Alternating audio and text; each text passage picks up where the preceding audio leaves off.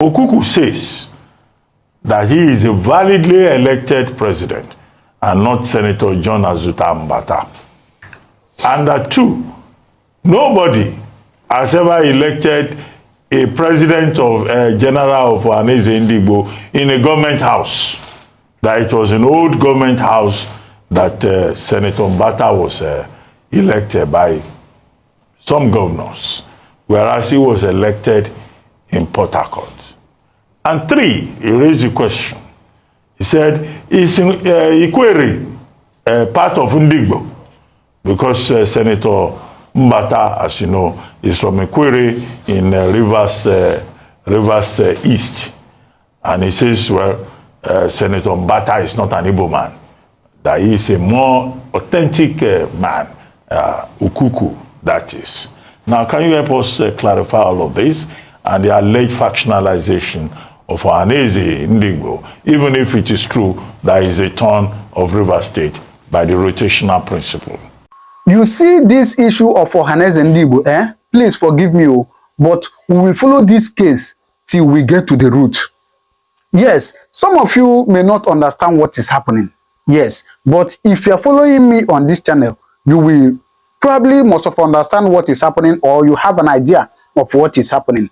Because this has become a norm in this country, where during election, the people in power will come together and pick whoever they want without considering the people's choice. That is exactly what happened in Imo State, where somebody who is it third or fourth became first. It has happened. Should I even talk about the 2023 general election, where all of us know what happened this time around? Ohanaeze Ndigbo. There are two basic questions that everybody is asking in this present election that was held about Ohanaeze Ndigbo. Two basic questions. One, why was that election not held in Rivers State? According to their constitution, from what I've learned, that it is the state that will produce the president general. It is in that state that the election will be held. Now, this election was not held in Rivers State. Port Harcourt as the headquarters, as the capital. This election was held in Enugu, in a government house. Not even anywhere in Enugu, but in a government house in Enugu. Why? That is the first question. The second question is, okay, I think I've said that. Why was the election held in a government house? These are the two questions. Why is the election, or why is the election not held in River State? And why was the election held in a government house? These two major questions has become a question that nobody has answered since after this election. Now, aside from that, the latest information we are getting now is that Senator John Azuta Mbata is not even an Igbo man. I never know that one. That is the latest update we are getting now. That he's not even an Igbo man. So somebody who is not an Igbo man. Anyways, I have not verified this, but from the news I'm hearing from Arise TV this morning, where they are analyzing some things, that is what they say. But as far as I know that Ikwere is Igbo. But from the man analyzing it from Arise TV this morning, say there are different parts in Ikwere. There are parts that are mainly Igbo, there are parts, and also on and so on. I've not verified that one. You are going to hear it from his mouth. But for me, my major question is, why is this election held in a government house? Not even in River State, but in Enugu State. And the governor of River State did not attend that election. It was attended by Hope Uzodinma. It was attended by Peter Mba of Enugu State. It was, I think, Soludo was there, right? Yeah, I saw Soludo there. Governor of Abia State did not attend. Yes, Governor of Abia State did not attend. And somebody is telling me that things are normal. Somebody is telling me that, oh, everything is okay. Hey, see una see wahala. See una see wahala. If you not do anything right, anything you refuse to do right, you get ready to face the consequences. I'm not causing any violence anyways, but I'm telling you the real fact. Now, I want you to watch the analysis that was given on Arise TV this morning. So that after watching it, you understand what is happening. As I said earlier, forgive me, but we're going to follow this issue of Ohanaeze Ndigbo. We are going to follow it to get to the bottom. till we get to the bottom. Because, hey, people don't really understand what is about to come. When they talk about Nigerian judicial system and corruption, when they talk about Nigeria and corruption, people say they are insulting Nigeria. People say they are saying one thing or the other. But what are we seeing? What are we seeing? Anyways, let me not talk too much. Please watch this analysis. And as you're watching it, in case you're coming across my channel for the first time, please do well to subscribe, all right? But for now, please watch this. You see, the main focus of the organization, Ohanaeze and Igbo, is to foster unity among the Igbo nationalities, cutting across anywhere they may be. If you go down the history of the organization itself, you'll find out that they started as a Igbo Lagos Union, you know, to host Dr. Francis Akano Ibiam, you know, in the early 30s, you know, who was being trained in UK as a medical doctor. The hosting then and the unity of the Igbos was very important, as at the time there was an epidemic in Lagos, the bubonic plague, that had more than 94 fatality rate, you know, in the country. So it was very important for them that they are having a medical doctor among them. That was in the early 30s. Now they have progressed, you know, from that time to 1943, where Zik, they changed the name to Federal Union, to Igbo Federal Union. You know, with the constitutional amendment in Nigerian colonial history, they started progressing. And in December 1948, they elected Azikiwe as the president. Then going to the civil war that time, when Ironsi was elected, took over as military, he banned all political associations, including cultural unions. And after that, they came again together, the Igbo elites came again together to rejig the Igbo Federal Union and change its name to Ohanaeze and Igbo in 1979. You see, the main focus was unity, not division. So the main task, in answering your second question, the main task Senator Mbata, you know, has now, you know, is to bring all the factions among the Igbos, you know, together and make peace, so that the harmony and brotherhood among them will be achieved. Not only among the Igbos, you should also look at, you know, reaching out to other regional leaders across the country, and deploy soft power diplomacy using our economic and cultural influence to get preferred outcome of what the Igbos stood for. Because if you have done business outside Nigeria, there is a xenophobic attack. Migration has become a major issue in the world. You know, Igbos live largely in the diaspora. You know, more than 150,000 Igbos live in Cameroon, in Gabon, in Equatorial Guinea, in Canada, and all these places. And if you are doing business in any of these countries, and there is a problem with a Nigerian national, whether it's Igbo, Hausa, or Yoruba, you know, there is possibility that you could be attacked. So the work that has been cut out for Senator Mbata, you know, is to unite not only the Igbos, but reaching out to other regional leaders, you know, to unite Nigeria, so that we can deploy, as a non-state actor, we can deploy our soft power diplomacy, you know, to put Nigerians together. I think that is the main thing. No, you have not responded to the point made by Ukuku, saying that he's the authentic president, and saying that an Ukwere man like Senator Mbata is not an Igbo man. Those two issues, you sidestep them. Oh, and you address them frontally. You see, let me address the issue of, you see, equally, we used to have a Port Harcourt division, you know, in Old River. We have 5 divisions in Old River State. And the Port Harcourt division, you have the old Ikwere people. Before you have Obiakpo and all this, you have Ikwere division. You have Port Harcourt, you have Ikwere division. So Okuko himself is from Ishoku, is an Ikwere man. And somebody, you know somebody's identity from what, as a child, you tell your son, you carry a child to a school or anywhere, you say, this person is from this ethnicity. You tell your child, you know, tell people that this, you are from so and so place. When the child grows up as an adult, he knows where he comes from. He will tell his own story.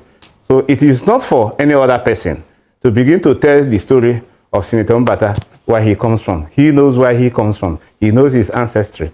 So I don't know how to respond to him, but the stakeholders of the organization, you know, they have conducted an election, and that gave him the legitimacy, and has been congratulated by what I will say that let the senator, like every other organization, you know, let the senator now bring everybody together as a peaceful union or peaceful organization and achieve the aim for which it was founded in either you can say in 1933 or either in 1979 when the name was changed to Ohanaeze Igbo.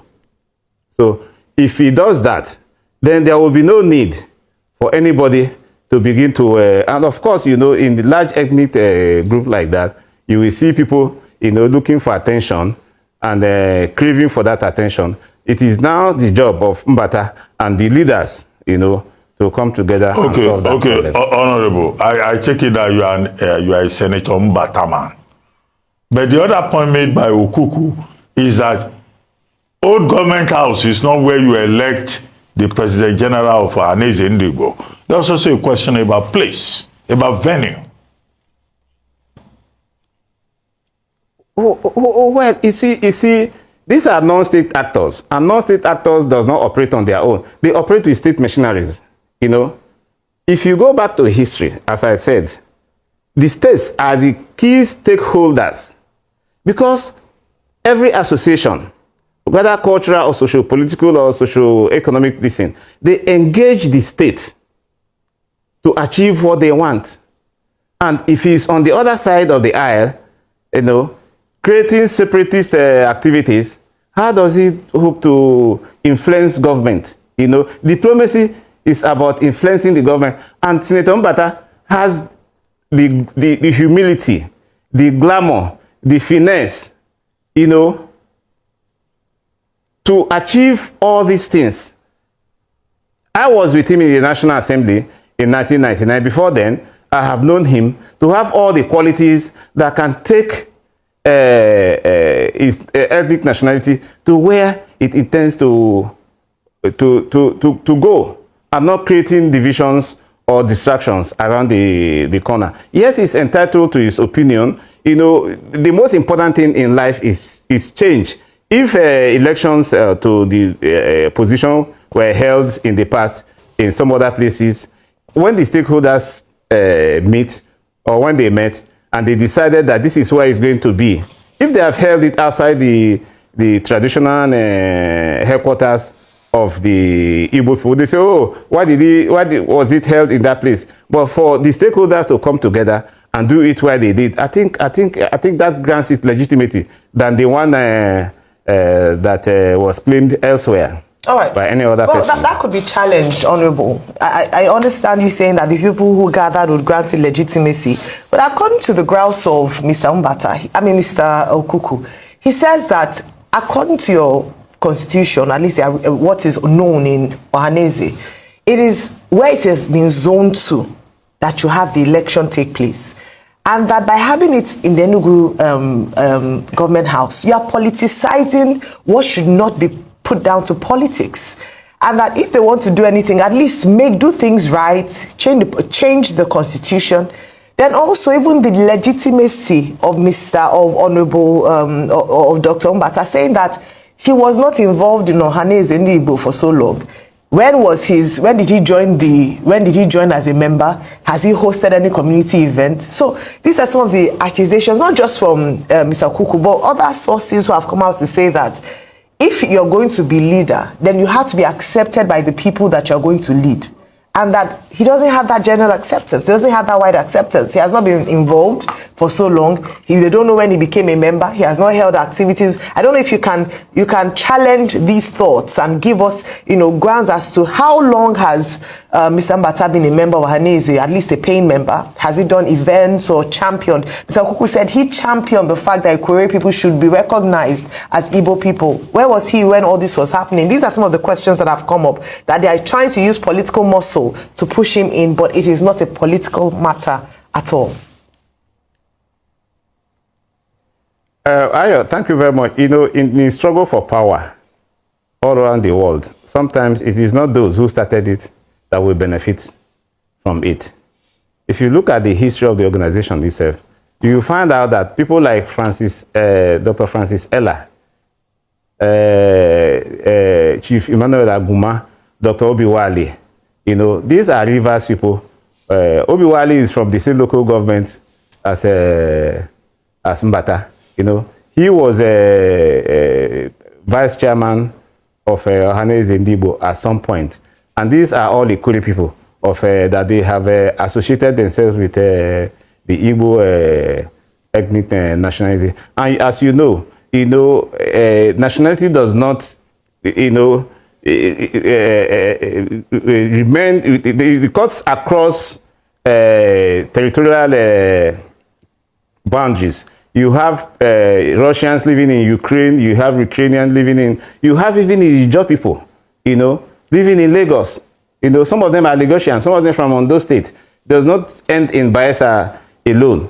So, okay. It is Mbata himself who knows where he comes quickly, from. So you cannot challenge that in court. So very quickly as we round up, I understand you say you can't challenge it in court, but if you listen to some of the statements from the Obako Ikwerre elders from the socio-cultural group who were saying that this is starting to feel to them, their own opinion is that this is looking more and more like an Igbo expansionist agenda. What would you say to that?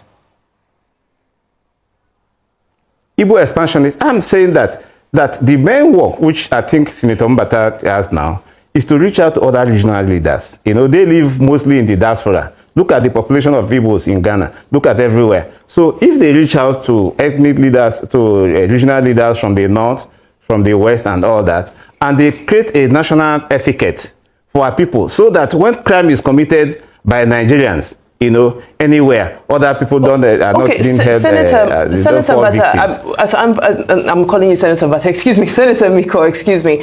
Sorry, because our time is very short. Honorable Miko. Honorable Miko, my apologies for that, because our time is very short. Now, you've been referring to the diaspora and reaching out to Ndigbo who are, all around the world. But some people are asking, okay, but what's the agenda for Ndigbo who are here in Nigeria? You look at the sit-at-home that's ravaging the East, and still we're not seeing any headway being made. So I understand your emphasis on the diaspora, but what about here and the issues that we're seeing that, are causing untold hardship to those who are living in the East? You see, this is the main challenge for Senator Mbata, which I said he has the humility, he has the candor, and has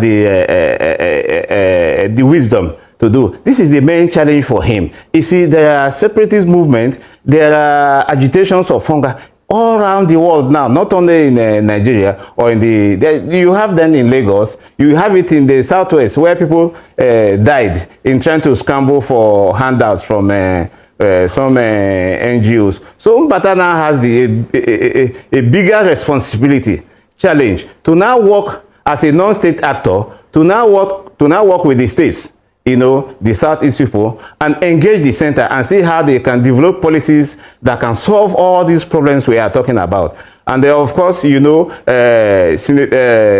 my friend Chief Uche Okuku has a right to challenge the matter in court. But what I'm saying that there will be no need, you know, to do all that because we are looking for peace. What I will suggest that we work together with Senator Mbata and every other leader that have supported him as a Secretary General in the past, you know, to achieve the dream. Sometimes you plant a tree, you know that you cannot eat from the fruit or sit under the shade. I think that time has come for him. You know, many Ikuru leaders fought for Port Harcourt State. They fought for what we have today, but they didn't benefit from it. So I will suggest and I appeal to him to shield his sword and to work with people that are now in place.